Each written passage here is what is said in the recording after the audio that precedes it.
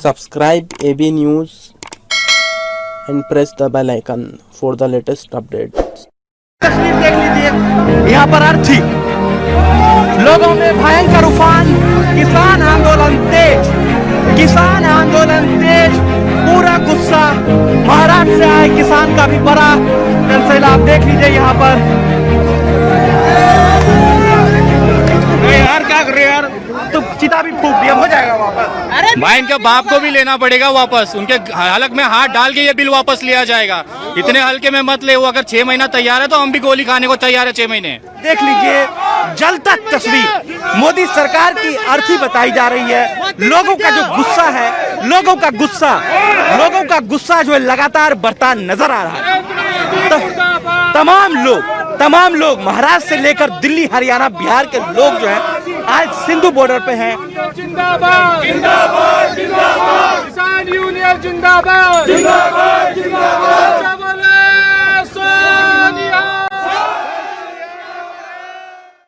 मोदी का पुतला दहन किया गया है यहाँ पे, उसमें से कुत्ते की मुंह वाली हड्डी निकली है बाहर, देखिएगा जरा।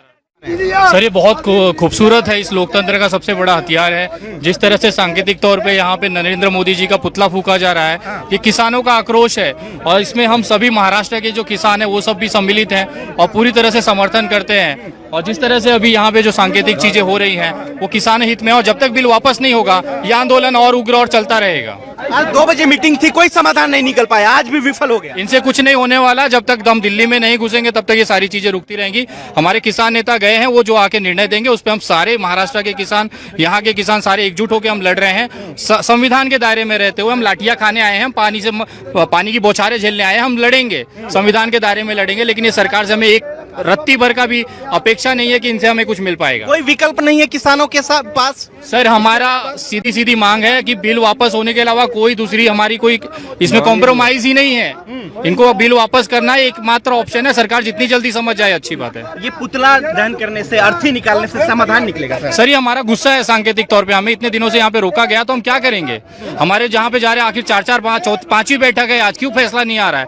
अगर सरकार चाहती थी फैसला लाने के लिए तो कब का ला दी होती, लेकिन आज ये जो स्थिति आई है ये कहीं ना कहीं हमारे गुस्से का एक प्रतीक है। तमाम सिख समुदाय, पंजाबी समुदाय के लोग यहाँ पर मौजूद है। इस बीच विनय दुबे ने जिस तरीके से लगातार कहा। अच्छा एक बात बताइए विनय जी, क्या ये जो पर्सनली मोदी जी ने इसको ईगो ले लिया, ईगोस्टिक ले लिया मोदी जी ने? सर वो बात नहीं मान रहे। देखिए वो मूडी आदमी है, उनके मतलब है वो अपना पक्ष देखे। किसानों की जो बात है, किसान अड़े हुए हैं कि ये बिल वापस होना चाहिए, उससे हमें कम से कोई हमारा समझौता नहीं होना है। नहीं हुआ तब क्या? लड़ाई चलती रहेगी। और यहाँ पे 6-6 महीने का राशन लेके हम लोग आए हुए हैं भैया। जब लॉकडाउन कर सकते हैं, हम 6 महीना घर पे बैठ सकते हैं भूखे प्यासे, तो हक के लिए बैठने में हमें कोई शर्मिंदगी नहीं, हम लड़ेंगे इसको लेके। किसान क्या मैसेज देना चाहता है इस मौके पर?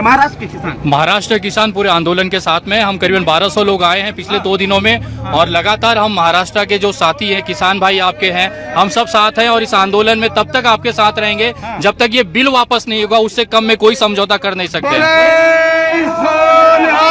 शास्त्रीय